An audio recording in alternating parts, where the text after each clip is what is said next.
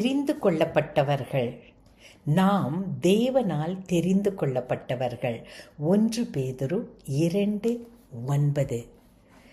நாம் தேவனால் தெரிந்து கொள்ளப்பட்டவர்களாக இருக்கிறபடியினால் நம்முடைய ஸ்லாக்கியம் பெரியது. நாம் சாதாரண மனிதர்கள் அல்ல, அசாதாரணமான மனிதர்கள்.